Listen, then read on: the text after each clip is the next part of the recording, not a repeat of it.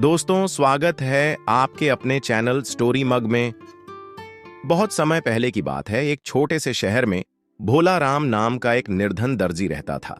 उसकी एक छोटी सी दुकान थी और उसका एक ही बेटा था जिसका नाम था गोपाल। लेकिन दर्जी भोला राम ने कभी गोपाल की पढ़ाई लिखाई या पालन पोषण पर ज्यादा ध्यान नहीं दिया। गोपाल दिन भर आवारा लड़कों के साथ खेलता, न किताबें छूता, न किसी काम में दिल लगाता।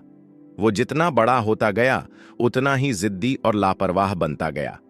माँ बाप की एक नहीं सुनता, बस खाने के टाइम घर आता और फिर गायब।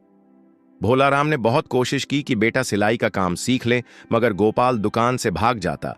एक दिन भोला राम बीमार पड़ गया और कुछ ही महीनों में इस दुनिया से चल बसा। अब उस परिवार में अब गोपाल और उसकी की माँ केवल दो ही बचे थे। कुछ दिन बाद उसने दुकान और दुकान का सारा सामान बेच दिया और छोटे मोटे काम करके अपना और उस नालायक बेटे का पेट पालने लगी। लेकिन गोपाल पर इसका कोई असर नहीं पड़ा। अब तो वो पूरी आजादी से घूमता फिरता जैसे जिंदगी कोई मजाक हो। उसकी उम्र 17 वर्ष की हो चुकी थी, मगर उसकी सोच अब भी बच्चे जैसी थी। एक दिन जब वो दोस्तों के साथ बाजार में खेल रहा था, तभी वहां एक अजनबी आया। उसके कपड़े और चाल ढाल देखकर कोई भी कह सकता था कि ये कोई आम इंसान नहीं है। वो चुपचाप खड़ा होकर बच्चों को देखने लगा और फिर उसकी नजर गोपाल पर ठहर गई। उसके चेहरे पर एक हल्की मुस्कान आई, जैसे उसे वह मिल गया हो जिसकी उसे बहुत दिनों से तलाश थी। अब वो सीधे गोपाल के पास गया और प्यार से बोला, अरे बेटा, क्या तुम भोला राम दर्जी के बेटे गोपाल हो? गोपाल ने थोड़ा चौंकते हुए जवाब दिया, हाँ हाँ, लेकिन मेरे पिताजी तो कई वर्ष पहले ही स्वर्ग सिधार गए। ये सुनकर वो अजनबी जादूगर अचानक उसे गले से लगाकर जोर जोर से रोने लगा। गोपाल हैरान था, बोला, आप क्यों रो रहे हैं? क्या आप मेरे पिताजी को जानते थे? जादूगर ने कांपती आवाज में कहा, मेरे प्यारे बच्चे, अब क्या बताऊं, मैं तुम्हारा चाचा हूं। मैं तो सिर्फ अपने भाई से मिलने इतनी दूर से आया, पर क्या पता था कि मेरा प्यारा भाई अब इस दुनिया में ही नहीं है। ये कहते ही उस इंसान की आंखों से आंसू रुकने का नाम नहीं ले रहे थे। उसकी आवाज कांप रही थी और दिल दर्द से भरा था। फिर उसने गोपाल को देखा और बोला, बेटा, जब तुम खेल रहे थे ना, तो तुम्हें देखकर मुझे उसी वक्त लग गया था कि तुम मेरे भाई के बेटे हो। तुम बिल्कुल उसकी ही तरह लगते हो। अब तो बस तुम ही मेरा एकमात्र सहारा हो। यह कहकर उसने गोपाल को सीने से लगा लिया, जैसे बरसों से खोया कोई अपना उसे वापस मिल गया हो। फिर बोला, ईश्वर का लाख लाख शुक्र है कि उसने मुझे मेरे भतीजे से मिला दिया। उसके बाद उसने गोपाल से उसके घर का पता पूछा, जेब से कुछ रुपए निकालते हुए कहा, बेटा, अपनी मां को देना और कहना कि मैं कल मिलने आऊंगा। यह कहकर वो आदमी चला गया। गोपाल भागता हुआ घर पहुंचा और मां से बोला, मां, हमारे एक चाचा भी हैं। वो आज आए थे। उन्होंने आपको प्रणाम कहा और कहा कि कल मिलने आएंगे। मां चौंकते हुए बोली, गोपाल, कैसी बातें कर रहा है? तेरे पिताजी का तो कोई भाई नहीं था। गोपाल बोला, नहीं मां, वो पिताजी के भाई हैं। उन्होंने मुझे देखते ही पहचान लिया, बहुत रोए और मुझे पैसे भी दिए। अगली सुबह जब गोपाल बाजार में दोस्तों के साथ खेल रहा था, तो वहीं चाचा फिर आए। गोपाल को गले लगाकर बोले, ये 2 रुपए अपनी मां को देना और कहना कि आज रात का खाना मैं आप लोगों के साथ ही खाऊंगा। अभी मुझे एक जरूरी काम से जाना है। इतना कहकर वो फिर चले गए। गोपाल भागा भागा घर पहुंचा और बोला, मां, चाचा ने ये 2 रुपए दिए हैं और कहा है कि आज रात का खाना हमारे साथ खाएंगे। मां फौरन बाजार गई और उन रुपयों से अच्छे अच्छे खाने का सामान खरीदा। सारा दिन रसोई में लगी रही, जैसे सालों बाद कोई अपना आने वाला हो।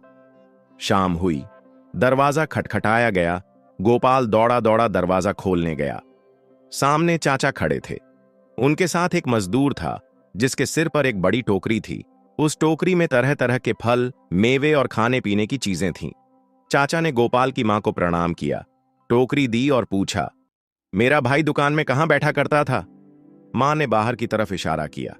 चाचा सीधा वहीं गए, फर्श पर बैठे और जमीन को बार बार चूमते हुए रोने लगे, जैसे बीते वक्त की हर याद उसी जगह समाई हो। अब गोपाल की मां को भी यकीन होने लगा कि ये वाकई उसके खोए हुए देवर हैं। उसने उन्हें धीरे से कहा, शब बस कीजिए, खुद को इतना मत दुखी करिए। उस आदमी ने आंखों में आंसू लिए कहा, मेरी प्यारी भाभी, इतने सालों बाद मुझे देखकर आपको हैरानी तो जरूर हुई होगी। मैं करीब 30 साल पहले यहां से गया था, फिर लंका देश, अरब, मिस्र और भी कई जगहों की सैर करता रहा। उसके बाद मंत्रलोक चला गया और बीते 20 सालों से वहीं हूं। फिर उसने गोपाल की तरफ देखा और पूछा, बेटा तुम क्या करते हो? घर का खर्च कैसे चलता है? यह सुनकर गोपाल का चेहरा उतर गया। उसकी नजरें जमीन पर टिक गईं। मां ने उसकी तरफ देखा और भारी मन से बोली, भाई क्या बताऊं, ये लड़का सारा दिन बस इधर उधर घूमता रहता है, कोई काम नहीं करता। इसी चिंता में तो इसके पिताजी चल बसे, और अब इसी चिंता और तकलीफ में रोते रोते मेरी आंखों की रोशनी भी लगभग चली गई है। अब तो मुश्किल से कुछ मजदूरी करती हूं जिससे मां बेटे का गुजारा हो जाता है। इसे ना अपनी फिक्र है ना मेरी। सुबह सुबह घर से निकल जाता है और बस खाने के वक्त लौटता है। कई बार दिल करता है इसे घर में आने ही ना दूं, मगर मां हूं, क्या करूं? ये कहते कहते गोपाल की मां फूट फूट कर रोने लगी। वो शख्स चुपचाप सुनता रहा, फिर गोपाल की तरफ देखा और बोला, बेटा सोचो कितनी शर्म की बात है कि तुम मस्ती में खेलते घूमते हो और तुम्हारी मां इतनी तकलीफें झेल रही है। तुम्हें मेहनत करनी चाहिए ताकि तुम्हारी मां आराम से जी सके। अगर सिलाई का काम पसंद नहीं तो कोई और हुनर सीख लो। अगर तुम चाहो तो मैं तुम्हारे लिए एक कपड़े की दुकान खोल दूंगा। दुनिया का बेहतरीन कपड़ा मंगवा दूंगा जिससे तुम इज्जत से कमाओ और आराम से जियो। मैं तुम्हारी मुलाकात अपने कुछ अच्छे व्यापारी दोस्तों से कराऊंगा। वो तुम्हारा साथ देंगे और तुम्हारा कारोबार भी धीरे धीरे चमक उठेगा। तुम्हें फिर किसी चीज की कमी नहीं होगी। गोपाल की आंखों में चमक आ गई और वो तैयार हो गया। उस व्यक्ति का चेहरा खुशी से खिल गया। वो बोला, मुझे बहुत खुशी है कि तुमने मेरी बात मानी। अब तुम बड़े दुकानदार बनोगे। तुम्हारी अपनी दुकान होगी, अपना नाम होगा। मगर एक बात याद रखना, अब उन आवारा लड़कों के साथ घूमना खेलना बंद कर दो। कल सुबह मैं तुम्हें ले चलूंगा। तुम्हारे लिए अच्छे कपड़े खरीदूंगा, एक पगड़ी भी दिलाऊंगा ताकि तुम सौदागर लगो, और फिर तुम्हारे लिए एक शानदार दुकान ढूंढूंगा जहां तुम आराम से बैठकर अपना काम कर सकोगे। ये सब सुनकर गोपाल की मां की आंखों में आंसू आ गए, पर इस बार ये खुशी के थे।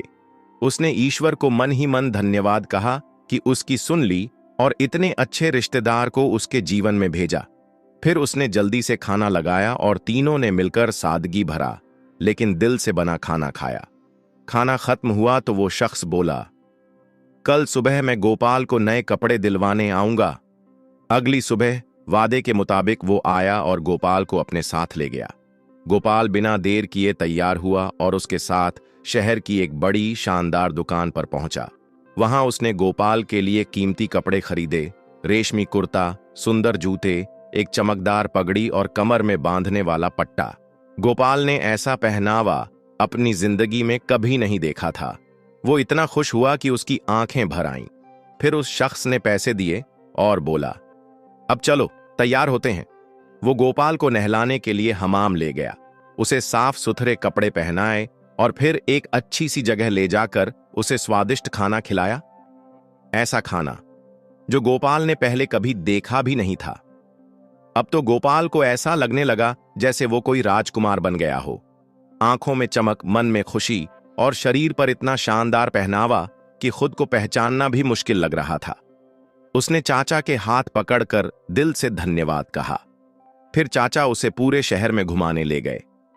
रास्ते में उसे सिखाया कि एक अच्छे व्यापारी को कैसे बोलना चाहिए, कैसे चलना चाहिए और कैसे लोगों से पेश आना चाहिए। फिर अपने जान पहचान के कुछ बड़े बड़े सौदागर दोस्तों से मिलवाया जो गोपाल को देखकर मुस्कुरा उठे। शाम तक जब वो दोनों घर लौटे तो मां की आंखें बेटे को देखकर भर आईं। साफ सुथरे कपड़े, चेहरे पर चमक और मुस्कान भरी हुई। मां तो जैसे खुशी से झूम उठी। उसने चाचा के आगे हाथ जोड़ दिए और बोली, मैं जिंदगी भर भी चाहूं तो तुम्हारा ये एहसान नहीं चुका पाऊंगी। तुमने तो मेरा जीता जागता सपना पूरा कर दिया। चाचा ने मुस्कुराते हुए कहा, भाभी, ये मेरा ही नहीं, मेरे भाई का बेटा है, मेरा अपना बच्चा है। अब तुम चिंता मत करो, ये बहुत अच्छा लड़का बन गया है। भगवान चाहेगा तो एक दिन बड़ा नाम रोशन करेगा। इतना कहकर वो चला गया। रात भर गोपाल बिस्तर पर लेटा, पर उसे नींद नहीं आई। दिल में जोश था, आंखों में सपने।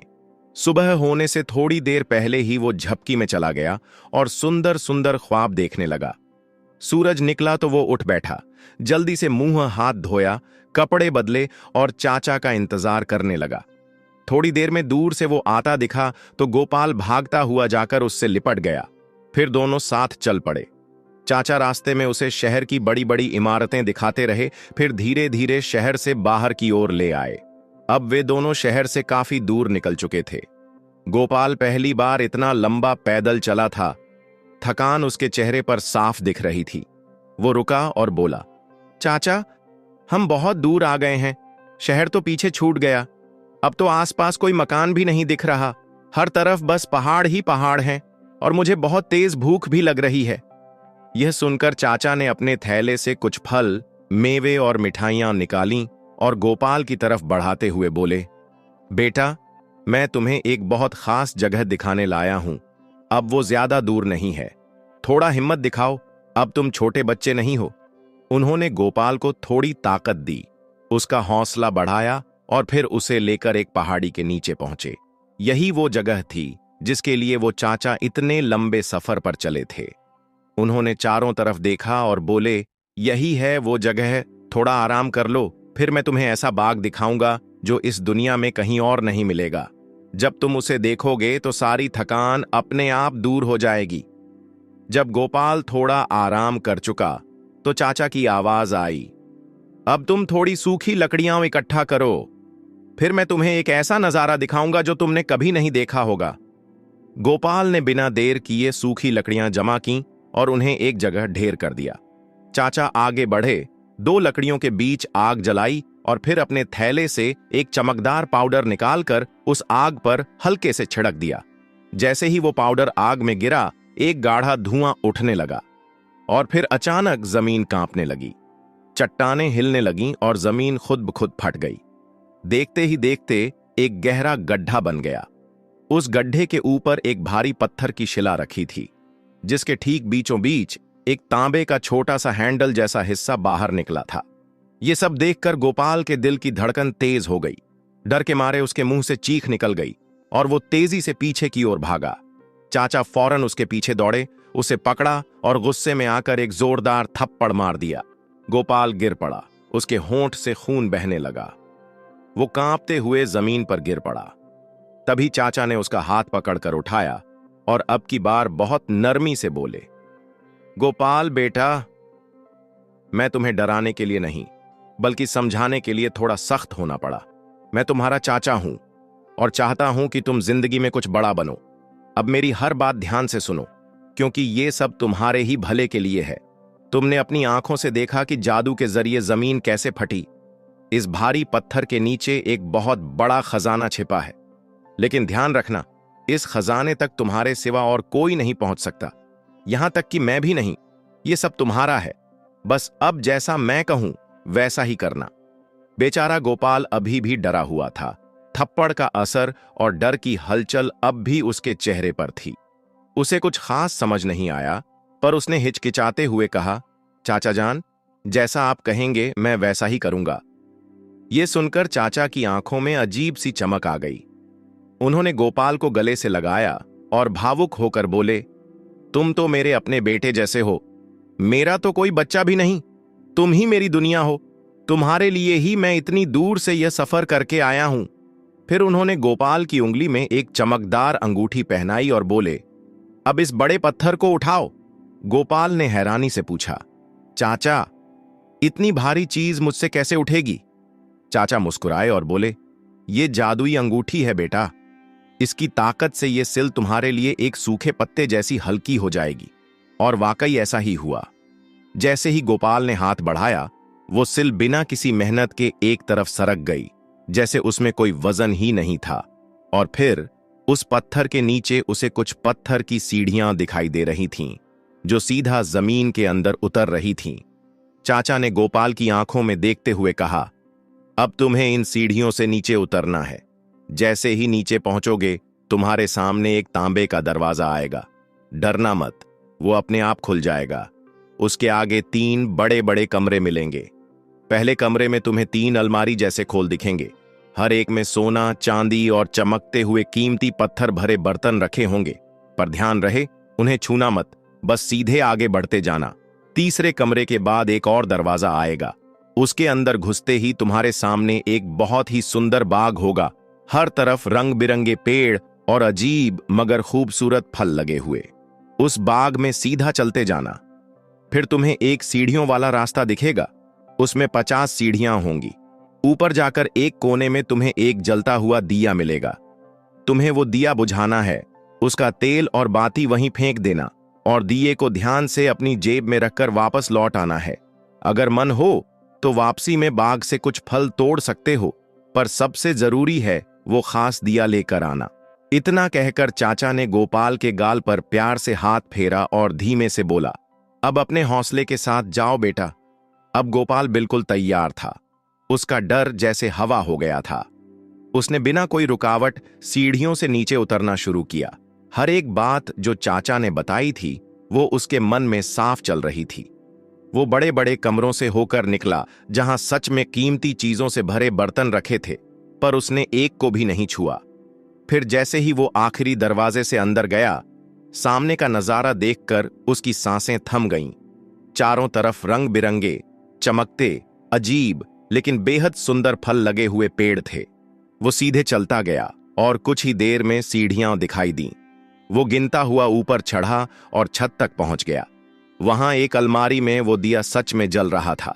गोपाल ने दिए को बुझाया, तेल और बाती फेंकी और बहुत ध्यान से दिया अपनी जेब में रख लिया।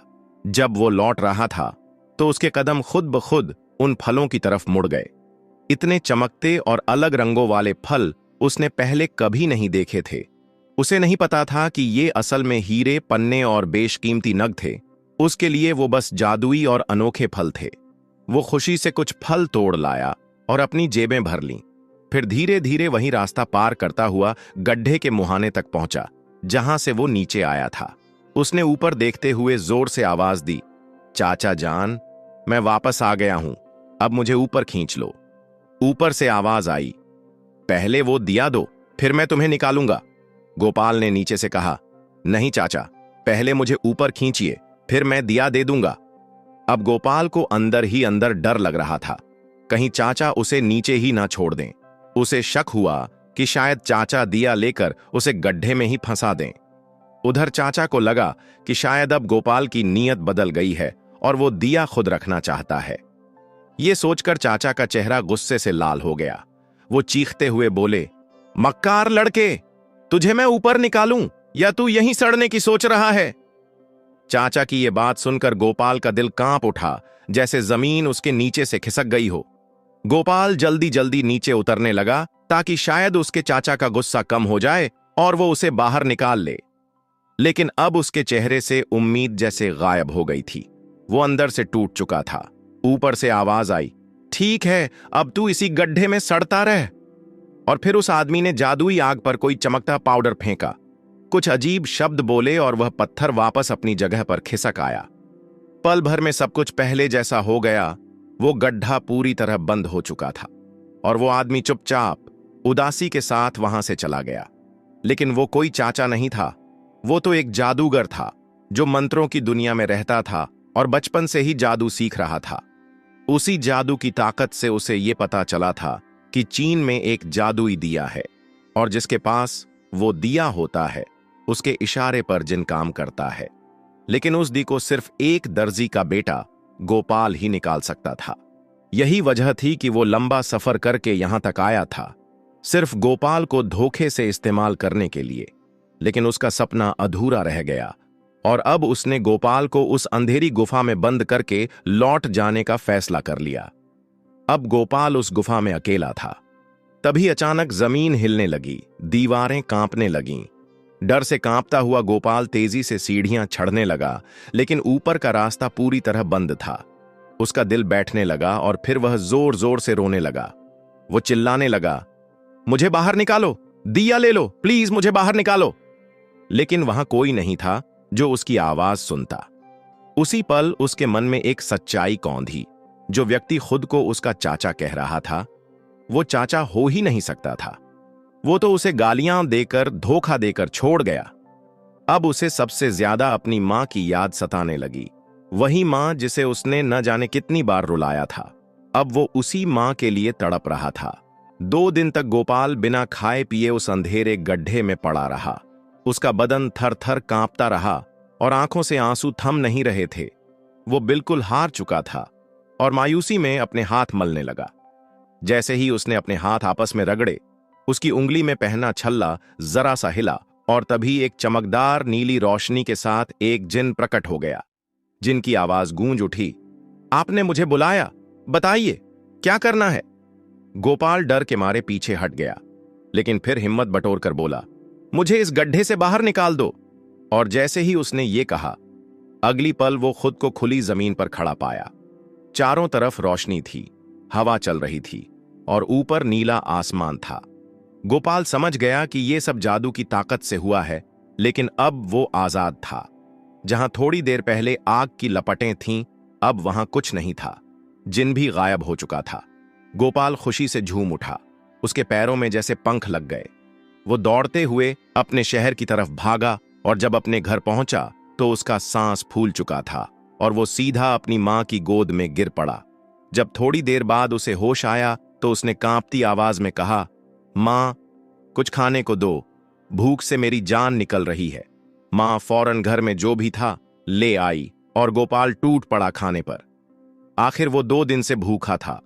पानी भी ऐसे पिया जैसे कभी देखा ही ना हो। जब थोड़ा चैन मिला तो उसने मां को पूरा किस्सा बताया और बोला, अब सुनो मां, जो हम सब समझते थे कि वो पिताजी का भाई है, वो कोई रिश्तेदार नहीं था। वो तो एक जादूगर था और उसने मुझे धोखा दिया। गोपाल मां की गोद में सिर रखकर बोला, जानती हो अम्मा, उसने मेरे साथ क्या किया। और फिर उसने शुरू से लेकर आखिर तक सब कुछ अपनी मां को बता दिया कि कैसे उसे धोखा देकर उस अंधेरी गुफा में बंद कर दिया था, कैसे वो 2 दिन भूखा प्यासा पड़ा रहा और कैसे उस जादुई छल्ले ने उसकी जान बचाई। मां सुनती रही, आंखों से आंसू बहते रहे और उस जादूगर को कोसती रही जिसने उसके बेटे को इतना दर्द दिया। उसने गोपाल को कसकर सीने से लगा लिया और ऊपर वाले का शुक्रिया किया कि उसका बच्चा सही सलामत घर लौट आया। थोड़ी देर में गोपाल थक कर सो गया। अगली सुबह उसकी आंख खुली तो उसने मां से कहा, अब मैं सुधर जाऊंगा अम्मा, कोई ऐसा काम नहीं करूंगा जिससे तुम्हें दुख हो। आज से ही काम ढूंढना शुरू कर दूंगा, लेकिन पहले कुछ खाने को दे दो, बहुत भूख लगी है। मां ने उदास होकर कहा, बेटा, घर में कुछ भी नहीं है, थोड़ा रुक जा, मैं सूत काट कर बाजार में बेचूंगी, फिर कुछ ला पाऊंगी। गोपाल ने मां का हाथ पकड़ा और कहा, अम्मा, अभी सूत मत काटो, वो जादुई दिया जो मैं लाया हूं उसे ले आओ, आज उसी से काम चलाएंगे। मां थोड़ी हैरान तो हुई, लेकिन बेटे की बात मानकर दिया ले आई। उसने देखा कि दिया काफी गंदा था, तो सोचा पहले इसे साफ कर लूं, फिर बेचूंगी, शायद ज्यादा पैसे मिल जाएं। जैसे ही उसने दिए को रगड़ा, एक चमक के साथ अचानक एक बहुत बड़ा जिन सामने खड़ा हो गया। वो सीधा मां के सामने झुका और बोला, मैं इस दिए का जिन हूं और जो इसके पास हो, मैं उसका हुक्म मानता हूं। यह पहली बार था जब गोपाल की मां ने किसी जिन को अपनी आंखों से देखा। क्र और डर के मारे वो बेहोश होकर गिर पड़ी। गोपाल ने झटपट दिया अपने हाथ में लिया और बोला, जिन भाई, हम बहुत भूखे हैं, जल्दी से अच्छा खाना लेकर आओ। कुछ ही देर में जिन एक चमचमाते चांदी के थाल में सोने के 12 कटोरे और बड़ी बड़ी रोटियों के साथ हाजिर हो गया। खाना नीचे रखा और गायब हो गया। गोपाल ने मां के चेहरे पर पानी छिड़का और जैसे ही मां को होश आया, वो बोला, अम्मा, देखो, ईश्वर ने हमें कितना बढ़िया खाना भेजा है, अब चलो मिलकर खाते हैं। मां ने थोड़ा डरते हुए पूछा, बेटा, ये खाना आया कहां से? गोपाल मुस्कुराया और बोला, पहले पेट भरो अम्मा, फिर सब बताऊंगा। फिर दोनों मां बेटे ने मिलकर खुशी खुशी खाना खाया। वो इतने भूखे थे कि हर निवाला उन्हें किसी चमत्कार जैसा लगा। ऐसा स्वाद उन्होंने पहले कभी नहीं चखा था। जो बच गया वो उन्होंने अगले दिन के लिए रख दिया। खाना खत्म करने के बाद गोपाल ने मां को जिन और दिए की पूरी कहानी बताई। सुनते ही मां घबरा गई और बोली, बेटा, ये दिया और छल्ला फेंक दो, मैं नहीं चाहती कि हमारे घर में ऐसे जिन वगैरह आते रहें। हम मेहनत से काम करेंगे, जैसे सब करते हैं। गोपाल ने मां की आंखों में देखा और बड़े प्यार से बोला, अम्मा, मैं तुम्हारी हर बात मानूंगा, लेकिन ये दिया और छल्ला नहीं छोड़ सकता। अगर ये ना होते तो मैं उस गड्ढे में मारा जाता, और आज हमारे पास खाना भी इसी की वजह से है। याद है अम्मा, वो बूढ़ा जादूगर चंद्रगढ़ तक आया था सिर्फ इस जादुई दिए को हासिल करने के लिए। गोपाल ने मां की आंखों में देखकर कहा, लेकिन ईश्वर की कृपा से वो दिया अब मेरे पास है। मां ने बेटे का चेहरा सहलाते हुए कहा, ठीक है बेटा, अगर तुम्हें ये दिया और छल्ला रखना है तो रखो, मगर मैं नहीं चाहती कि हम किसी भी जादू या किसी अजीब ताकत के गुलाम बने। मां की बात दिल में उतर गई, इसलिए गोपाल ने वादा किया कि वो दिए और जिन को हमेशा नजरों से दूर रखेगा और उन्हें एक कमरे में छुपाकर रख दिया। उस दिन जिन जो खाना लाया था उसे मां बेटे ने 2 दिन तक खाया, लेकिन गोपाल को लगा कि हर बार जिन को बुलाना ठीक नहीं। इसीलिए उसने सोचा कि क्यों न अब इन सोने चांदी के बर्तनों को बेचकर खर्च चलाया जाए। उसने एक थाली उठाई और थैले में रखकर बाजार ले गया। बाजार में एक व्यापारी था जो सोने चांदी का कारोबार करता था। वह बहुत बेईमान और चालाक कारोबारी था। उसने थाली को गौर से देखते हुए पूछा, बेटा, इसकी कितनी कीमत लोगे? गोपाल ने मासूमियत से कहा, आप जो सही समझें वही दे दीजिए। व्यापारी ने मौका देखकर सिर्फ एक सिक्का गोपाल के हाथ में रख दिया और बोला, देखो, इसकी असली कीमत तो कम है, लेकिन तुम बच्चे हो, इसीलिए थोड़ा ज्यादा ही दे रहा हूं। गोपाल ने वो सिक्का लिया और खाने पीने का सामान लेकर घर लौट आया। अब यही उसका तरीका बन गया। जब भी घर का सामान खत्म होता, वो एक बर्तन लेकर उसी व्यापारी के पास पहुंच जाता। जब 12 प्लेटें खत्म हो गईं, तो गोपाल ने दिए के साथ आया बड़ा सा चांदी का थाल बाजार ले जाकर बेच दिया और बदले में उसे 2 सिक्के मिल गए। इस तरह मां बेटे की जिंदगी कुछ हफ्तों तक आराम से चलती रही। गोपाल अब गली में लड़कों के साथ खेलने की बजाय दुकान पर बैठता, बाजार में आने वाले अलग अलग लोगों से बातें करता और धीरे धीरे उसे दुनिया की समझ आने लगी थी। जब वो 2 सिक्के भी खत्म हो गए तो गोपाल ने मां से कहा, अम्मा, तुम थोड़ी देर के लिए बाहर चली जाओ, मुझे थोड़ी जरूरी काम करना है। जैसे ही मां बाहर गई, गोपाल ने चुपचाप वो जादुई दिया निकाला और रगड़ा। फिर एक तेज रोशनी के साथ जिन सामने आकर खड़ा हो गया और बोला, मैं दे का जिन हूं, क्या हुक्म है मालिक? गोपाल मुस्कुराया और बोला, भाई, बहुत भूख लगी है, कुछ अच्छा सा खाना ले आओ। जिन बिना देर किए गायब हुआ और थोड़ी ही देर में एक बड़ा सा थाल गोपाल के सिर पर रखे लौट आया, बिल्कुल वैसा ही जैसे पहली बार लाया था। उसमें सोने के 12 कटोरे और गरम गरम रोटियां सजी हुई थीं। उसने ये सब चीजें बहुत ही अच्छे तरीके से एक लकड़ी की मेज पर सजाईं और फिर से गायब हो गया। कुछ देर बाद मां वापस आई और दोनों ने 3 दिन तक उसी खाने से पेट भरकर मजे से खाना खाया। फिर 3 दिन बाद गोपाल ने पहले की तरह एक कटोरा लेकर बाजार का रुख किया। रास्ते में जैसे ही वो एक गली से गुजरा, एक बुजुर्ग व्यक्ति ने उसे आवाज दी। ये बुजुर्ग अपने ईमानदारी और सच्चाई के लिए पूरे शहर में जाने जाते थे। जब गोपाल उस बुजुर्ग के पास गया तो उन्होंने प्यार से देखते हुए कहा, बेटा, मैं कई बार देखता हूं कि तुम कुछ छुपाकर उस सोने चांदी वाले दुकानदार की दुकान में जाते हो और फिर चुपचाप बाहर आ जाते हो। मैं तुम्हें सिर्फ ये बताना चाहता हूं कि वो दुकानदार बहुत ही बेईमान और चालाक है।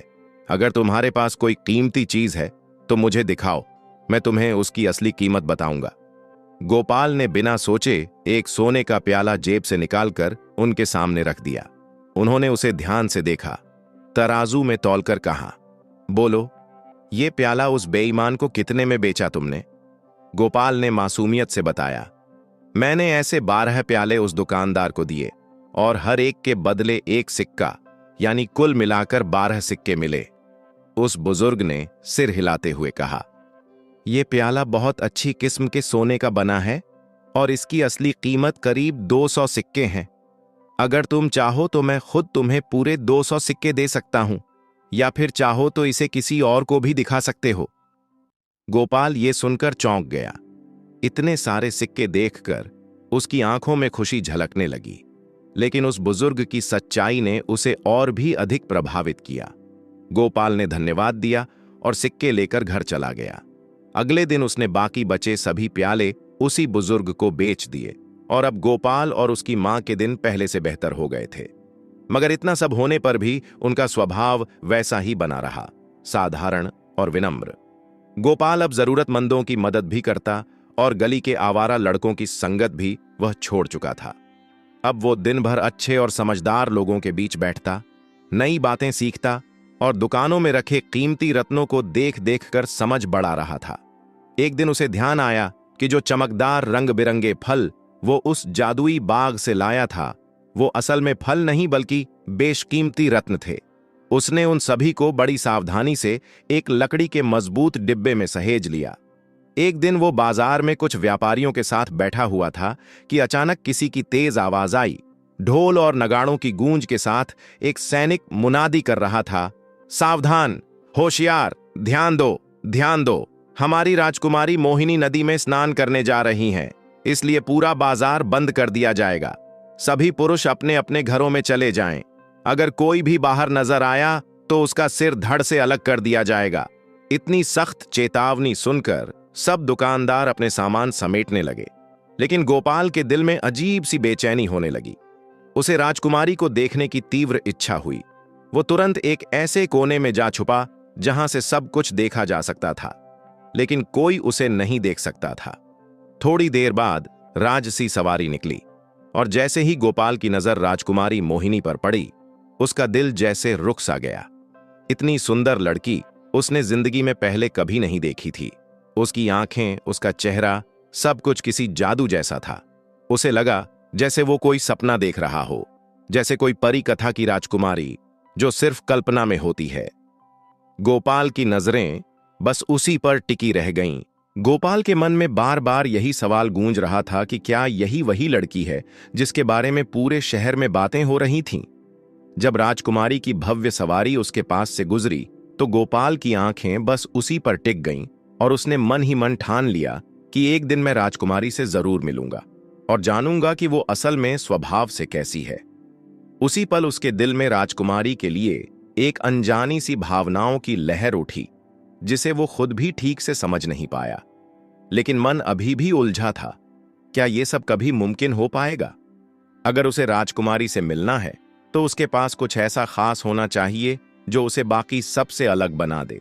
तभी उसके मन में एक ख्याल आया, अगर मैं उस चिराग के जिन्न की मदद लूं तो शायद मेरी किस्मत बदल सकती है। उसी रात जब वो अपनी छोटी सी कोठरी में बैठा था तो उसके भीतर विचार आया कि अगर जिन्न मेरे लिए कोई अनमोल तोहफा ला दे जो सीधे राजकुमारी के दिल को छू ले तो शायद वो मेरी ओर देखे। ये सोचकर उसने चिराग को रगड़ा और जिन्न को बुलाया। पल भर में जिन्न प्रकट हुआ और बोला, हुक्म कीजिए मेरे मालिक। गोपाल ने कहा, मेरे लिए कोई ऐसा खास तोहफा लाओ जो राजकुमारी मोहिनी को बहुत पसंद आए। जिन्न ने सिर झुकाया और बोला, ठीक है मालिक, जैसा आपका आदेश, और एक झटके में गायब हो गया। कुछ ही पल बाद वो लौट आया। उसके हाथों में एक अद्भुत हार था जो मोतियों और चमकते हीरों से बना था। उसने वह हार गोपाल के सामने रखा और बोला, ये रहा राजकुमारी मोहिनी के लिए आपका तोहफा। गोपाल ने उस हार को ध्यान से देखा। उसकी चमक में कुछ ऐसा था जो शब्दों में नहीं कहा जा सकता था। उसने मुस्कुराते हुए कहा, यह सच में बहुत सुंदर है। जिन्न फिर से हवा में विलीन हो गया। गोपाल ने उस हार को अपनी कोठरी में छुपाकर रख लिया।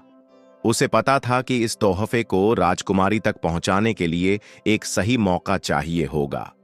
अगली सुबह वह राजकुमारी के महल के पास पहुंचा और वहां के नौकरों से धीरे धीरे बात करके उसके बारे में ज्यादा जानने की कोशिश करने लगा। बातचीत से उसे पता चला कि अगले दिन राजकुमारी एक त्योहार में हिस्सा लेने वाली है। गोपाल ने तय कर लिया कि वह उसी दिन उसी रास्ते में छुपेगा और मौका पाकर राजकुमारी को वह हार उपहार में देगा। जब त्योहार का दिन आया और राजकुमारी अपने रथ के साथ जुलूस में निकली तो गोपाल फिर से छुपकर एक खास जगह पर खड़ा हो गया। उसकी आंखों में चमक थी और दिल में एक उम्मीद। वह सिर्फ राजकुमारी को देखना नहीं चाहता था, बल्कि उसे अपनी पहचान भी देना चाहता था। राजकुमारी की झलक पाकर उसका दिल जैसे रुक सा गया और वह भूल गया कि वह किस लिए वहां आया है और तब तक राजकुमारी आगे की ओर बढ़ गई। जब उसे ध्यान आया तो उसने खुद को संभाला और वहां से चुपचाप लौट आया। उसी रात जब वह अकेला बैठा चिराग की मध्यम रोशनी में अपने कमरे में सोच रहा था, तभी उसे जादुई चिराग का ध्यान आया तो उसने चिराग निकालकर रगड़ा तो जिन्न प्रकट हो गया। गोपालन ने जिन्न को आदेश दिया कि वह कुछ और शानदार और अद्भुत चीज लाए। वह जो आदेश मेरे मालिक कहकर गायब हो गया। जब जिन्न एक हल्की सी धुएं की लकीर बनकर वापस आया तो उसके हाथों में कोई भारी चीज थी।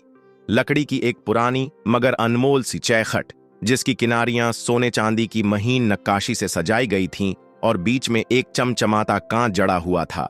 वह दिखने में एक आईने जैसा लग रहा था। गोपाल ने उसे अचरज से देखते हुए पूछा, ये क्या है? जिन्न मुस्कुराया और धीरे से बोला, ये कोई आम तोहफा नहीं मेरे आका, ये है जादुई सजीव झरोखा। इसमें तुम जो देखोगे वो सिर्फ तस्वीरें नहीं होंगी, वो होंगे असली लम्हे, असली दृश्य, ठीक वैसे जैसे तुम वहीं मौजूद हो। गोपाल ने जैसे ही उस झरोखे में झांका, उसकी सांसें थम सी गईं। उस पार वह बहुत ही सुंदर एक बाग दिख रहा था, जो कि किसी ख्वाब जैसा दिख रहा था।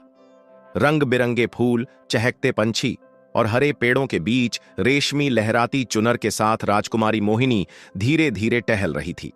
उसकी आंखों में चमक थी और चेहरे पर ऐसी मासूमियत कि गोपाल जैसे कहीं खो गया। ये कोई साधारण दृश्य नहीं था, यह था उसका मनचाहा सपना, जो हकीकत बनकर उसकी आंखों के सामने था। मोहिनी ने अचानक अपने पीछे मुड़कर देखा तो गोपाल का दिल धक से रह गया, मानो वो झरोखे के उस पार उसे देख रही हो। मगर वह जानता था ये एक तरफा रास्ता था। वह तो देख सकता था मगर उसे कोई नहीं देख सकता था। इस जादुई झरोखे ने गोपाल को एक नई उम्मीद दे दी थी। अब वो सिर्फ प्यार नहीं, एक मिशन भी बन गया था। उसने उस झरोखे को एक मखमली रेशमी कपड़े में लपेटा, माथे से लगाया और धीरे से अपनी छोटी सी कोठरी में छुपा दिया। उस रात गोपाल सोया नहीं।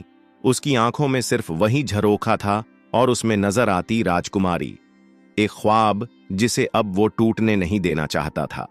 उसके पास अब दौलत थी, राजकुमारी को देखने का रास्ता था। अगली सुबह जैसे ही गोपाल की आंखें खुलीं, उसने फिर से वह जादुई झरोख निकाला और राजकुमारी को तलाशने लगा। झरोखे में अब राजकुमारी का कमरा दिख रहा था। वह शीशे के सामने बैठी थी और अपने बालों में फूल गूंथ रही थी और उसके चेहरे पर हल्की सी मुस्कुराहट थी। पास में ही 2-3 दासियां भी बैठी थीं। उसकी मुस्कुराहट अब गोपाल के दिल को बेचैन कर रही थी। लेकिन तभी एक सैनिक दरवाजे से भीतर आया और झुककर प्रणाम करते हुए राजकुमारी से कुछ कहा, जिसे सुनकर मोहिनी का चेहरा कुछ गंभीर हो गया। गोपाल चौंका। ये कौन था? क्या कोई राजकुमार? उसका मन बेचैन हो उठा। वह झरोखे के और पास चला गया, लेकिन तभी झरोखा एकदम से काला हो गया, जैसे किसी ने पर्दा गिरा दिया हो। गोपाल घबरा गया। क्या झरोखा टूट गया या फिर जादू खत्म हो गया? उसने चिराग को दोबारा रगड़ा। जिन्न आया और बोला, यह झरोखा तब तक दिखाएगा जब तक आपका मन सच्चा रहेगा, लेकिन अगर आपके मन में कोई शक या लालच आया तो यह काला हो जाएगा। तभी गोपाल के घर के बाहर शोर सुनाई दिया। उस दिन शहर में मेला लगा था और सबको खबर थी कि आज राजकुमारी खुद नगर में झांकी देखने आएगी। गोपाल यह सुनकर खुश हो गया, क्योंकि उसके सामने एक और मौका था राजकुमारी से मिलने का। उसने झरोखे को संभालकर एक लकड़ी के डिब्बे में रखा। एक सुनार से बारीक काम करवाकर उसे आभूषण जैसी पेटी बना दी और खुद एक कहानी सुनाने वाला बनकर मेला पहुंच गया। झांकी शुरू हुई और राजकुमारी का रथ धीरे धीरे उसके पास से गुजरा। गोपाल ने आवाज लगाई, राजकुमारी के लिए एक तोहफा है, एक ऐसा दर्पण जो सच दिखाए। सैनिकों ने उसे घेरा, लेकिन राजकुमारी ने हाथ उठाकर रुकने का संकेत दिया। उसने उस बाएं नक्श को ले लिया और खोलकर झरोखे में झांका और वहीं ठिठक गई। उसके चेहरे पर पहले हैरानी, फिर हल्की सी मुस्कान और फिर एक सवाल, यह किसने भेजा? सैनिकों ने इधर उधर देखा, लेकिन गोपाल अब भीड़ में गायब हो चुका था और गोपाल ने उस जिन्न से ठीक वैसा ही एक और झरोखा मंगवा लिया। और उसी रात झरोखा फिर से चमका, मगर इस बार राजकुमारी अपने कमरे में अकेली नहीं थी। उसके साथ एक बूढ़ा महामंत्री था जो किसी गुप्त खतरे का जिक्र कर रहा था। राजकुमारी जी, शायद कोई गुप्तचर महल में प्रवेश कर चुका हो। शायद इस झरोखे के जरिए यह कोई साधारण तोहफा नहीं, बल्कि किसी जासूस की आंख भी हो सकती है। मोहिनी का चेहरा गंभीर था, पर उसकी आंखों में डर नहीं, जिज्ञासा थी। गोपाल सब सुन रहा था। अगली सुबह जब हल्की धूप जब नगर की गलियों पर सुनहरी चादर बिछा रही थी, तभी भीड़ से भरे बाजार के एक कोने में अचानक कुछ शोर उठा। अरे देखो, कौन है ये अजीब दिखने वाला व्यापारी? लोग चौंक कर उस दिशा में मुड़े और देखा कि एक विचित्र सी पोशाक पहने व्यक्ति बाजार की ओर चला आ रहा है। उसके सिर पर लंबी घुमावदार मोरपंखी टोपी थी, जिसमें घंटियां टंगी थीं, जो हवा के झोंकों में छन छन कर रही थीं।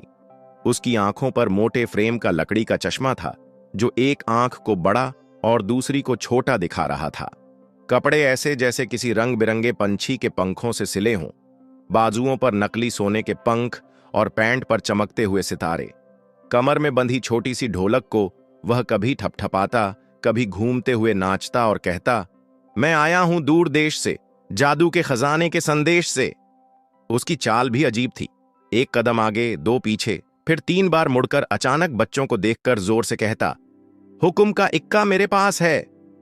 बच्चे तालियां बजाते और हंसी से लोटपोट हो जाते। दुकानदार हंसते हुए पूछते, क्या बेचते हो भाई? और गोपाल हंसकर कहता, मैं वो चीज बेचता हूं जो दिखती नहीं, पर जिसे हर कोई ढूंढता है, अक्ल, हिम्मत और ख्वाब। लोग ठहाके लगाते, लेकिन साथ ही चौंकते भी, क्योंकि इस पागलपन में कुछ रहस्य जैसा भी दिखाई देता। वह हर दुकान पर जाकर उल्टी सीधी बातें करता। कभी किसी को कहता कि तुम्हारी दुकान में जादुई खुशबू है, तो कभी किसी पुराने व्यापारी को भविष्य का राजा बताता। वह कभी कभी एक पगड़ी निकाले झरोखे की ओर देखता, जो महल की दिशा में खुलता था, मानो किसी को जानबूझकर इशारा कर रहा हो। यह सारा नाटक यूं ही नहीं था। गोपाल जानता था कि राजमहल के जासूस अक्सर प्रजा की भीड़ में छिपकर सब पर नजर रखते थे। उसका इरादा था कि उसकी अजीब हरकतें उन्हें आकर्षित करें, ताकि उसकी रहस्यमयी व्यापारी वाली पहचान राजकुमारी मोहिनी के कानों तक पहुंचे। इसी बीच एक बूढ़ा व्यापारी जिसका नाम हरिदास था, गोपाल के पास आया और कान में फुसफुसाया, तू असल में कौन है लड़के? मैंने तुझ जैसे मजाकियों को बहुत देखा है, लेकिन तेरी आंखों में कुछ और ही दिख रहा है। गोपाल मुस्कुराते हुए बोला, हरिदास काका, जो दिखता हूं वो हूं नहीं, और जो हूं वो सबको जल्द ही दिखेगा। इतना कहकर वह ढोलक बजाता हुआ आगे बढ़ गया, लेकिन उसकी चाल, उसकी बातों और उसका रहस्य अब बाजार में चर्चा का विषय हो गया था। महल का एक सैनिक उसकी हरकतें देख रहा था, और उसी शाम वह यह सब बताने के लिए महल की ओर बढ़ चला, यह कहने कि बाजार में एक अजीब व्यापारी आया है, जो शायद सिर्फ व्यापारी नहीं, कुछ और ही लग रहा है। गोपाल का पहला जाल फेंका जा चुका था, और अब इंतजार था सिर्फ एक छोटी सी हलचल का, जो उसकी किस्मत की दिशा बदल सकती थी। शाम का वक्त था। गोपाल अपनी छोटी सी कोठरी में बैठा चुपचाप एक पुरानी लकड़ी की डिब्बी को घूर रहा था, जिसमें वह मोतियों का हार रखा था, जो उसे जिन्न ने दिया था। तभी दरवाजे पर धीमी सी दस्तक हुई। गोपाल चौंक कर उठा और दरवाजा खोला तो सामने रेशमी पोशाक पहने एक संदेशवाहक खड़ा हुआ था। उसने हाथ जोड़कर धीमे स्वर में कहा, राजमहल से बुलावा आया है। राजकुमारी मोहिनी ने आज सुबह बाजार की छत से आपको देखा और आपके अजीब लिबास और अनोखी बातों से प्रभावित होकर दरबार में आमंत्रित किया है। यह सुनकर एक पल के लिए जैसे गोपाल की सांसें थम सी गईं। संदेश में लिखा था, नवागंतुक व्यापारी, आपकी उपस्थिति ने नगर में चर्चा का विषय बना दिया है। राजकुमारी मोहिनी चाहती हैं कि आप कल दोपहर राज दरबार में पधारें और अपने व्यापार और विचारों से उन्हें परिचित कराएं। उस कागज को पढ़ते पढ़ते गोपाल की आंखें कुछ नम हो गईं। उसे याद आया वो दिन जब उसकी मां ने कहा था, तू कुछ खास है बेटा, बस सही वक्त आने दे। और आज वही वक्त उसके दरवाजे पर दस्तक दे रहा था। उसने मोतियों वाला हार निकाला, उसे ध्यान से देखा और सोचने लगा, शायद अब यह सिर्फ तोहफा नहीं, यह मेरी तकदीर का दरवाजा खोलने वाली कुंजी है। अगली दोपहर जब सूर्य अपनी ऊंचाई पर था और महल की दीवारें उसकी किरणों से दमक रही थीं, गोपाल एकदम अलग ही रूप में राजमहल के मुख्य द्वार पर पहुंचा। उसकी पोशाक आज भी कुछ अजीब थी, लेकिन उसमें एक आकर्षण था। राज दरबार में उस दिन खास रौनक थी। राजसी दरबार में कई गणमान्य लोग मौजूद थे और सबसे आगे राज सिंहासन पर बैठी थी राजकुमारी मोहिनी, अपनी सौम्यता और तेजस्विता के साथ, जैसे चंद्रमा स्वयं किसी मनुष्य रूप में बैठा हो। जैसे ही गोपाल को दरबार में लाया गया, एक फुसफुसाहट पूरे कक्ष में फैल गई। अरे, ये वही व्यापारी है ना जिसने कल बाजार में सबको हंसा हंसा कर पागल कर दिया था? राजकुमारी ने जब गोपाल की ओर देखा तो उसकी आंखों में कुछ ठहराव सा दिखाई दे रहा था। गोपाल ने विनम्रता से प्रणाम करते हुए अपने झोले में हाथ डाला और धीरे से वो छोटा सा बारीक नक्काशी से सजा हीरे मोतियों से जड़ा हार बाहर निकाला, वही हार जो जिन्न ने उसके लिए लाया था। गोपाल ने नर्म स्वर में कहा, राजकुमारी जी, मेरी ओर से एक छोटा सा तोहफा। कोई भी यह उम्मीद नहीं कर रहा था कि ये मजाकिया व्यापारी, जो कल तक रंग बिरंगे फल बेच रहा था, आज राजकुमारी के सामने इस तरह आत्मविश्वास से खड़ा होगा। राजकुमारी ने वह हार अपने हाथों में लिया। उसकी आंखें पल भर के लिए मोतियों में उलझ गईं और फिर उसने पहली बार मुस्कुराते हुए गोपाल से पूछा, तुम कौन हो? सच सच बताओ। राजकुमारी मोहिनी की उंगलियां अब भी उस चमकते हुए हार को थामे थीं। मोहिनी ने नरम स्वर में पूछा, ये हार ऐसा लगता है जैसे इसे किसी ने मेरे लिए ही बनाया हो, लेकिन तुम एक साधारण व्यापारी होकर इतना सुंदर और अद्भुत तोहफा कैसे दे सकते हो? गोपाल ने हल्के से मुस्कुराते हुए कहा, राजकुमारी जी, मैं भी आपकी प्रजा ही हूं और मैं चाहता हूं कि मुझे आप अपने इस दरबार में किसी भी कार्य के लिए रख लें। मुझे जो भी कार्य मिलेगा मैं पूरी ईमानदारी और लगन से करूंगा। राजकुमारी ने फिर से पूछा, तुमने अपना नाम नहीं बताया नौजवान। गोपाल ने सिर झुकाकर कहा, गोपाल। राजकुमारी मोहिनी ने एक हल्की मुस्कान के साथ गोपाल की ओर देखा और कहा, तो गोपाल, अगर तुम कहते हो कि तुम कुछ भी कर सकते हो, तो क्या तुम मेरी 3 बातों का जवाब दे सकोगे?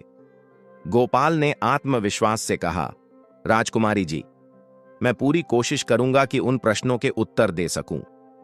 राजकुमारी ने पहला सवाल किया, अगर मैं कहूं कि मुझे ऐसा फूल लाकर दो जो कभी भी मुरझाए नहीं, तो? गोपाल ने हल्के से मुस्कुराते हुए जवाब दिया, राजकुमारी, ऐसा फूल तो सिर्फ आपके चेहरे की मुस्कान है, जो हर दिन खिले तो पूरे राज्य में बाहर आ जाए। दरबार में एक हंसी की आवाज गूंज उठी और खुद राजकुमारी का चेहरा भी खिल उठा।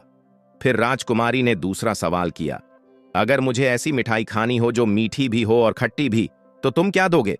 गोपाल ने झटपट जवाब दिया, राजकुमारी जी, मैं आपको वो मीठा आम दूंगा जो मैंने कल बाजार में रंग बिरंगे फलों के साथ बेचा था। उसमें खटास भी है, मिठास भी, और सबसे ज्यादा उसमें मेरी मेहनत का स्वाद भी। कई दरबारी हंसी नहीं रोक सके। ये लड़का तो वाकई बुद्धिमान तो है ही और मजेदार भी। राजकुमारी ने मुस्कुराकर तीसरा सवाल पूछा, अगर तुम्हें बिना पंखों के उड़ना हो तो कैसे उड़ोगे? पूरा दरबार हैरान रह गया। कुछ सैनिकों की आंखें फैल गईं, महामंत्री की भौहें तन गईं और वातावरण में फिर से सन्नाटा पसर गया। गोपाल ने झुककर उत्तर दिया, राजकुमारी जी, अगर उड़ना हो तो मैं आपकी तारीफों में ऐसा गीत बन जाऊंगा जिसे सुनते ही सबका मन उड़ने लगे।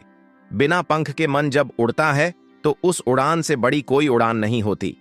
दरबार कुछ पल के लिए चुप रहा और फिर जैसे किसी जादू ने सबको छू लिया हो, हंसी, तालियां और विस्मय की गूंज उठी।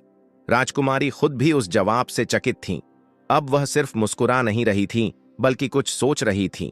शायद पहली बार किसी साधारण से लगने वाले युवक ने उनके मन को छुआ था। तभी दरबार में एक अजीब और गरीब फरियादी आया। दुबला पतला, उलझे बाल, आंखों में घबराहट और कपड़ों से धूल झड़ती हुई, वो सीधा राजगद्दी के सामने घुटनों पर बैठ गया और बोला, राजकुमारी जी, मैं अपनी बात कहूं तो शायद सब मुझे पागल ही समझेंगे, लेकिन मेरी समस्या सच है। राजकुमारी मोहिनी ने इशारे से उसे बोलने की अनुमति दी। फरियादी ने कांपती आवाज में कहा, मेरे घर में एक अजीब चीज हो रही है। हर रात ठीक आधी रात को हमारे घर की दीवारें खुद ब खुद उल्टी तरफ झुक जाती हैं, जैसे घर उल्टा हो रहा हो, पर सुबह सब वैसा ही मिलता है, जैसे कुछ हुआ ही नहीं। दरबार में खुसर पुसर शुरू हो गई। कुछ सैनिक हंसने लगे। महामंत्री भौहें सिकोड़ते हुए बोले, यह तो तुम्हारा दिमागी भ्रम लगता है। भला ऐसी कौन सी दीवार होगी जो रात में झुकती है और सुबह खुद ठीक हो जाती है? लेकिन फरियादी जोर देकर बोला, मुझे मेरी मां और बच्चों की कसम, मैं झूठ नहीं बोल रहा। हमने कई रातें जागकर बिताई हैं, ये कोई सपना नहीं। राजकुमारी मोहिनी ने गंभीर स्वर में कहा, अगर यह व्यक्ति झूठ बोल रहा है तो दंड मिलेगा, पर अगर सच है तो यह हमारी नगरी की शांति से जुड़ा मामला है। क्या कोई समाधान सुझा सकता है? पूरा दरबार चुप, महामंत्री चुप, सेनापति भी चुप। सबके चेहरे पर उलझन थी। राजकुमारी ने धीमे से मुस्कुराकर गोपाल की ओर देखा और कहा, गोपाल, क्या तुम्हारे पास इसका कुछ समाधान होगा?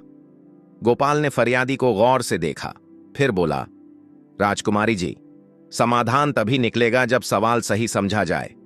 मुझे एक रात इस व्यक्ति के घर रहने दीजिए। मैं दीवारों से नहीं, पर उस सच्चाई से मिलना चाहता हूं जो उन्हें हिला रही है। राजकुमारी ने हामी भरी और कहा, ठीक है गोपाल, आज रात तुम वहां जाओगे और कल दरबार में बताओगे कि क्या राज का पर्दा उठाया जा सकता है या नहीं। और इसी के साथ उस दिन का दरबार समाप्त हुआ। लेकिन दरबारियों के चेहरों पर पहली बार एक चुपचाप जिज्ञासा थी। आखिर ये व्यापारी हर बार असंभव को कैसे संभव बना देता है? गोपाल फरियादी के साथ उसके घर की ओर निकल पड़ा। रास्ते में गोपाल ने देखा कि वह घर शहर की सीमा से थोड़ा दूर था, जहां बस्तियां कम थीं और पेड़ों की परछाइयां जमीन पर अजीब आकृतियां बना रही थीं। घर के भीतर घुसते ही एक सौंधी सी महक पुराने लकड़ी के फर्नीचर और चूने की दीवारों से मिलकर एक अजीब माहौल बना रही थी। गोपाल ने पूरे घर का मुआयना किया। दीवारें सामान्य लग रही थीं, कोई दरार नहीं, कोई जादू टोने का निशान नहीं। लेकिन एक चीज ने उसका ध्यान खींचा। घर का फर्श थोड़ा ढलवा था और सबसे खास बात है, घर के चारों कोनों में दीवारों के बीच एक पुरानी सी लकड़ी की बीम लगी थी, जो रात होते ही नमी से फूल जाती थी। गोपाल ने सोने का नाटक किया, लेकिन वह जाग रहा था। आधी रात होते ही एक धीमी सी चर्र रर्र की आवाज आई। वह उठ बैठा और देखा, दीवारें सचमुच धीरे धीरे झुक रही थीं। पर उसे समझ में आया कि यह कोई जादुई शक्ति या भूत प्रेत नहीं थी। यह एक पुरानी वास्तु भूल थी। जैसे ही रात की ठंड और ओस से बीम फूलती, उसके दबाव से दीवारें हिलने लगतीं। यह सब प्राकृतिक था, लेकिन जिसने कभी ऐसा दृश्य नहीं देखा है, उसे यकीनन लगे कि घर उल्टा हो रहा है। सुबह होते ही गोपाल ने घर वालों को बुलाया, छत की बीम और दीवारों के जोड़ की ओर इशारा किया और समझाया कि तुम्हारा डर असली था, लेकिन कारण जादू नहीं, ये पुरानी बीम है, इसे बदल दो और दीवारें झुकेंगी नहीं। फरियादी की आंखों में आंसू थे। गोपाल बाबू, हम तो समझे कि ये कोई श्राप है या फिर भूत प्रेत का चक्कर। अगले दिन जब गोपाल ने यह बात दरबार में बताई, तो दरबार तालियों की गड़गड़ाहट से गूंज उठा। राजकुमारी ने धीमे स्वर में कहा, गोपाल, तुम न सिर्फ चतुर हो, बल्कि लोगों के मन का डर भी समझते हो। हमारे राज्य में ऐसे ही समझदार लोग चाहिए। गोपाल ने सिर झुकाकर कहा, राजकुमारी जी, कभी कभी दीवारें नहीं, हमारा भरोसा डगमगाता है, और अगर उसे थाम लिया जाए तो पूरा घर भी मुस्कुराने लगता है। राजमहल के विशाल सभागार में उस दिन अलग ही रौनक थी। मृदंग और शंखनाद की ध्वनि के बीच दरबारियों की पंक्ति सजी हुई थी। राजकुमारी मोहिनी के संकेत पर महामंत्री ने घोषणा की, आज से गोपाल को इस दरबार का विशेष सलाहकार नियुक्त किया जाता है। पूरा दरबार तालियों से गूंज उठा। लेकिन उस गहमागहमी के बीच गोपाल की आंखें झुकी हुई थीं, चेहरा शांत, और मन भीतर कहीं बहुत दूर चला गया था। वहां जहां वह अपनी मां के साथ मिट्टी के घर में बैठकर सूखी रोटियां खाया करता था, वहीं से शुरू हुआ था उसका सफर। गोपाल सिर झुकाकर बोला, राजकुमारी जी, मैं सलाहकार जैसा बड़ा नाम नहीं चाहता। मैं अब भी वही हूं, अपनी मां का एक सामान्य बेटा, जो सिर्फ दिल से सच बोलता है और जमीन से जुड़ा रहना चाहता है। राजकुमारी ने मुस्कुराकर उसकी ओर देखा। इसी सच्चाई और सरलता के कारण ही तुम इस पद के सबसे योग्य हो गोपाल। सलाह देने के लिए सबसे पहले इंसान को इंसान रहना पड़ता है। महल के कोने में खड़ा एक बुजुर्ग सैनिक आंखें पोंछते हुए दूसरे सैनिक से कहा रहा था, आज इस दरबार को असली सलाहकार मिला है, जो किताबों से नहीं, जिंदगी से सीख कर आया है। कुछ ही दिनों में गोपाल अपनी सादगी और चतुराई के चलते पूरे महल का चहेता बन गया था। छोटे से छोटे सैनिक से लेकर महामंत्री तक उसकी सलाह को अहमियत देने लगे थे। लेकिन एक रात जब महल सो रहा था, एक अनहोनी घट गई। राजकुमारी के शयन कक्ष के बाहर रखी गतरे की घंटी अचानक जोर जोर से बजने लगी। सैनिक भागे भागे आए, लेकिन दरवाजा अंदर से बंद था। दरवाजा तोड़ा गया तो देखा, राजकुमारी के कमरे में रखा वो अनमोल हार जो गोपाल ने उन्हें दिया था, गायब था। मोहिनी ठीक थीं, लेकिन बेहद घबराई हुई। उन्होंने कांपती आवाज में कहा, मैं जाग रही थी। अचानक कमरे की हवा अजीब सी लगने लगी और दीवार पर एक झरोखे की परछाई जैसी बन गई, और फिर अचानक वो हार गायब हो गया। झरोखा सुनते ही गोपाल के चेहरे पर चिंता की एक गहरी रेखा दौड़ गई। वह चुपचाप बाहर गया, उस बाग की ओर जहां पहली बार उसने झरोखे को देखा था।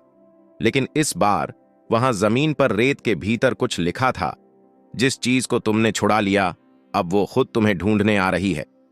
अब तक हंसमुख और सहज दिखने वाला गोपाल पहली बार असहज दिखा।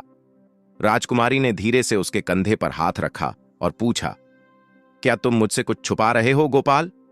गोपाल ने लंबी सांस ली और कहा, राजकुमारी जी, उस झरोखे की दुनिया में कुछ ऐसे रहस्य हैं जिन्हें मैं खुद पूरी तरह नहीं समझ पाया। लेकिन जो भी हो रहा है, यह मुझे खुद समझ में नहीं आ रहा है। दरबार का माहौल रोज की तरह शांत था। राजकुमारी अपने स्थान पर बैठी थीं। महामंत्री कुछ चर्चा कर रहे थे और गोपाल एक कोने में खड़ा मंद मंद मुस्कुरा रहा था, जैसे कोई मन में कुछ गुनगुना रहा हो। तभी दरबार के द्वार पर एक ऊंची आवाज गूंजी, मुझे न्याय चाहिए। सबकी निगाहें मुड़ी। एक अधेड़ उम्र का व्यापारी, लंबा कुर्ता, माथे पर पसीने की लकीरें और हाथ में एक लकड़ी की संदूक। उसने आते ही राजकुमारी को प्रणाम किया और बोला, महाराज की अनुपस्थिति में अब आप हैं राजकुमारी जी, और मैं आपसे ही न्याय मांगने आया हूं। राजकुमारी ने गंभीरता से पूछा, क्या बात है, बोलो। व्यापारी ने अपनी संदूक जमीन पर रखी और ढक्कन खोला। अंदर कुछ टूटे हुए शीशे, बिखरे कपड़े और खाली कीमती डिब्बियां थीं। उसने कहा, कल रात मेरे बहुत कीमती जवाहरात चोरी हो गए और मुझे पूरा यकीन है कि वो चोरी इस महल के भीतर के किसी आदमी ने की है। दरबार में एक खलबली मच गई। महामंत्री उठे, क्या बकवास कर रहे हो? क्या सबूत है तुम्हारे पास? व्यापारी ने गहरी सांस ली और फिर एक झिझक के साथ कहा, मैंने रात को महल के पिछवाड़े से किसी को आते जाते देखा था, और वो कोई और नहीं, ये गोपाल था। हां, यही था। पूरे दरबार में सन्नाटा छा गया। कुछ क्षणों तक सब खामोश रहे। गोपाल, जो अब तक हंसता खिलखिलाता रहता था, एकदम गंभीर हो गया। राजकुमारी की नजरें गोपाल की ओर उठीं। वे आंखें जो हाल ही में उस पर विश्वास करने लगी थीं, अब सवालों से भर गई थीं, लेकिन उनकी आवाज अभी भी स्थिर थी। क्या यह सच है गोपाल? गोपाल ने शांत स्वर में कहा, राजकुमारी जी, मैं नहीं जानता कि इस व्यापारी को मुझ पर क्यों शक हुआ, लेकिन एक बात मैं जरूर जानता हूं, सच्चाई को साबित करने का सबसे अच्छा तरीका है उसे ढूंढ निकालना। मुझे बस एक दिन का समय दीजिए, मैं खुद इस रहस्य को सुलझा दूंगा। राजकुमारी ने थोड़ी देर चुप रहने के बाद कहा, ठीक है गोपाल, अगर तुम निर्दोष हो तो सच सामने आ ही जाएगा, और अगर दोषी हो तो तुम्हें सजा जरूर मिलेगी। तुम्हारे पास सिर्फ कल सुबह तक का वक्त है। गोपाल ने सिर झुकाया, मैं सच का पता लगाकर ही लौटूंगा राजकुमारी। और फिर वह बिना एक शब्द कहे दरबार से बाहर चला गया। लेकिन उसकी आंखों में वो चमक थी जो किसी आम इंसान की नहीं, बल्कि उस व्यक्ति की होती है जो अपनी सच्चाई को किसी भी हाल में दुनिया के सामने लाना जानता है। गोपाल राजमहल से बाहर निकला, लेकिन उसके चेहरे पर घबराहट नहीं, बल्कि एक हल्की मुस्कान थी। उसने सबसे पहले वह रास्ता पकड़ा जहां से व्यापारी ने कहा था कि उसने उसे देखा था। महल की पिछली दीवार के पास गोपाल झुका, मिट्टी को गौर से देखा। एक जोड़ी गहरे पैरों के निशान थे जो किसी भारी शरीर के लग रहे थे, लेकिन उन निशानों की लंबाई गोपाल के कद से कहीं ज्यादा थी। उसने वहीं पास की एक झाड़ी में तलाशी ली तो उसे कुछ सुनहरे मोती मिले, ठीक वैसे ही जैसे व्यापारी ने चोरी की बात कही थी। गोपाल धीरे से मुस्कुराया और बुदबुदाया, अब तो ये खेल और भी मजेदार हो गया है। फिर वह सीधा बाजार पहुंचा। वहां जाकर वह मजाकिया लहजे में दुकानदारों से बात करने लगा, अरे भैया, कल रात कौन कौन जाग रहा था? किसी ने कोई परछाई तो नहीं देखी? सब हंसने लगे, पर तभी एक चाय वाले ने कहा, हाँ भैया, कल रात जब मैं अपना ठेला समेट रहा था तभी मैंने देखा वो लंबा चैड़ा व्यापारी जो रोज महल के भीतर जाता है, वो किसी बोरी जैसी चीज को ले जा रहा था। गोपाल चहका, वही व्यापारी जो सुबह दरबार में आया था। अब गोपाल ने अगला कदम उठाया। उसने उस व्यापारी के ठहरने की जगह ढूंढी। एक छोटी सी सराय में जाकर वो सीधे उसके कमरे में पहुंचा, लेकिन चुपचाप नहीं, बल्कि सराय के बच्चों को हंसाते हुए, तरह तरह की आवाजें निकालते हुए। सब उसे सुनने लगे, लेकिन उसकी नजर कमरे के एक कोने पर टिकी थी, जहां एक खाली संदूक था और उसके नीचे बिखरी मिट्टी में कुछ जूतों के उलटे निशान थे। वही जूते जिनके निशान महल के पीछे मिले थे। गोपाल ने वहीं खड़े खड़े एक चुटकुला सुनाया। एक व्यापारी ने खुद अपने सामान को छिपा लिया और फिर दूसरों पर इल्जाम लगा दिया, क्योंकि चोरी में अगर कोई सबसे तेज निकले तो वो होता है खुद चोर। सब हंसने लगे, लेकिन व्यापारी का चेहरा पीला पड़ चुका था। गोपाल ने कहा, राजकुमारी तक चलो, अब असली मजा वहां आएगा। और दोपहर होते होते दरबार में वापसी हुई, लेकिन इस बार गोपाल के साथ कई गवाह और एक सच्चाई थी जो किसी को भी चौंका सकती थी। दोपहर का समय था। सूर्य की किरणें झरोखों से छनकर दरबार के संगमरमर की फर्श पर चमक रही थीं, और बीच सभा में गोपाल खड़ा था। उसके साथ वही व्यापारी, चाय वाला, सराय का मालिक और कुछ बाजार के लोग। राजकुमारी मोहिनी अपनी जगह पर गंभीर मुद्रा में बैठी थीं और उनकी आंखें गोपाल पर टिकी थीं, जैसे उन्हें पहले ही भरोसा था कि कोई हल जरूर मिलेगा।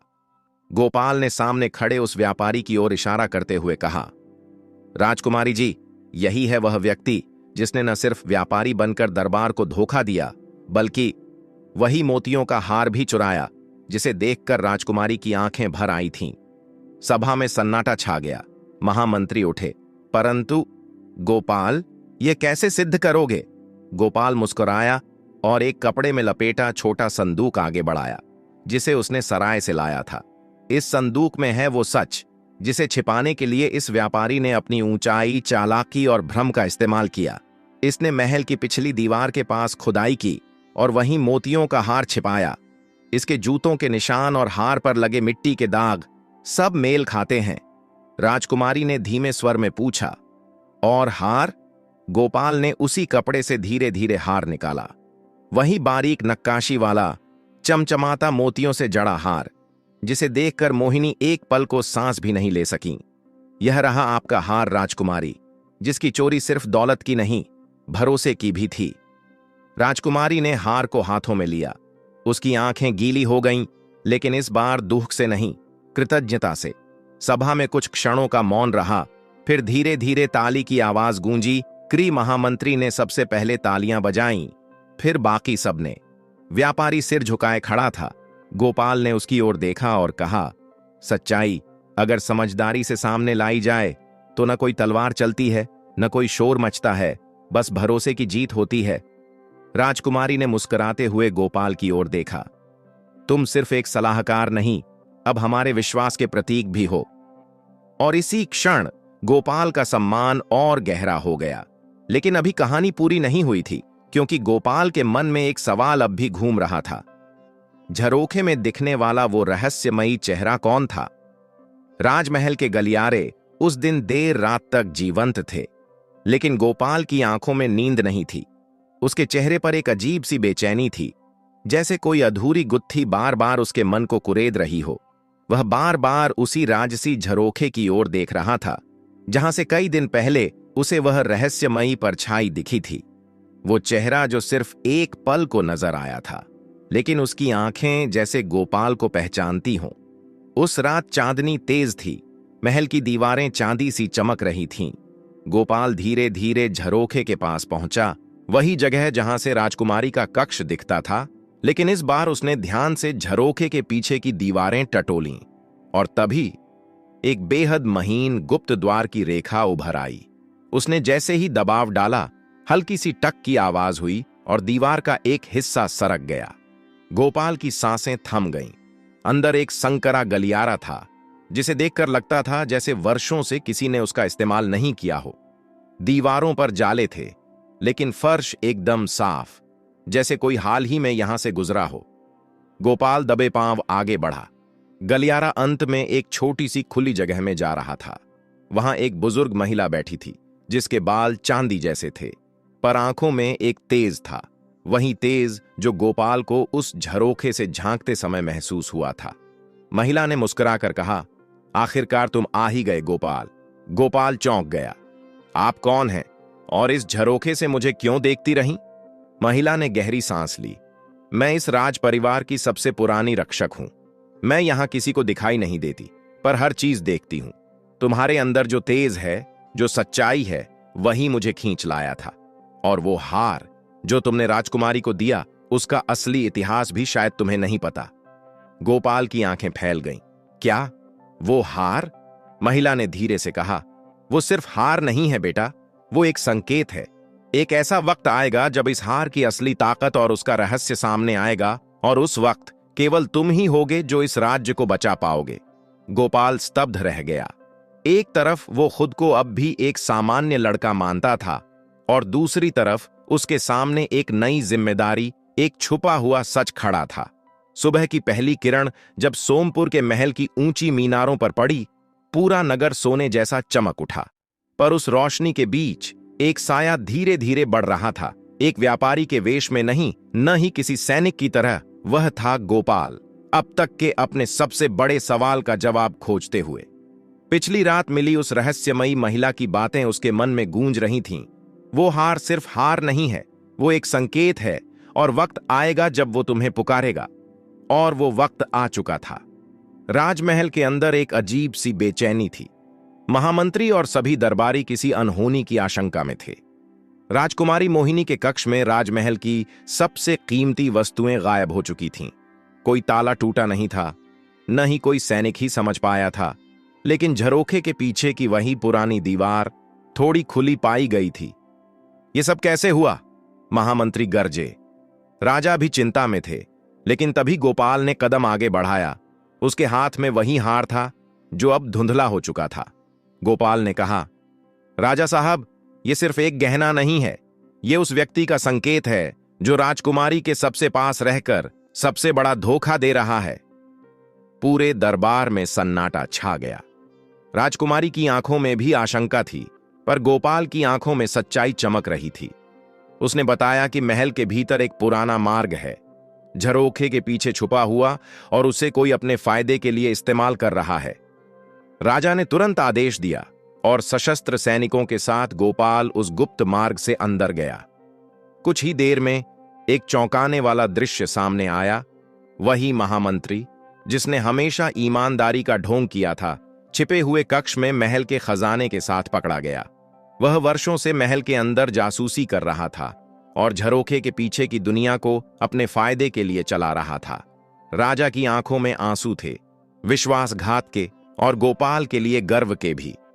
उस दिन दरबार में जब सब कुछ उजागर हुआ, गोपाल ने वह हार फिर से राजकुमारी को लौटाया और कहा, अब इसका रंग लौट आया है, क्योंकि अब इसका सच सामने आ चुका है। राजकुमारी मोहिनी की आंखों में आंसू थे, पर इस बार वो दुख के नहीं थे। उन्होंने कहा, गोपाल, तुमने केवल हमारी रक्षा नहीं की, तुमने हमें यह सिखाया कि एक सच्चा रक्षक हमेशा सबसे सामान्य वेश में आता है। और आज से तुम केवल सलाहकार नहीं, मेरे जीवन के सबसे बड़े विश्वास पात्र हो। राजा ने गोपाल को राजसी सम्मान दिया, लेकिन गोपाल ने सिर झुकाकर कहा, मैं वही गोपाल हूं जो एक आम इंसान था और वही रहना चाहता हूं। फिर वह झरोखे की ओर मुड़ा और पहली बार मुस्कुराया। उस झरोखे से अब एक नई रोशनी झांक रही थी, सच की, भरोसे की, और एक ऐसे युवक की जिसने खुद को साबित किया, बिना जादू, बिना तलवार, सिर्फ बुद्धि और सच्चे दिल से। क्या आपको ऐसी ही कहानियां पसंद है, या फिर आप किस तरह की कहानियां सुनना चाहते हैं? हमें कमेंट करके जरूर बताएं, ताकि आपके मनोरंजन के अनुसार हम कहानियां बना सकें। तो दोस्तों, जुड़े रहिए स्टोरी मग के साथ, क्योंकि कहानियां बस खत्म नहीं होती, वो नई उड़ान भरती हैं वहीं से जहां से हम उन्हें छोड़ते हैं। धन्यवाद।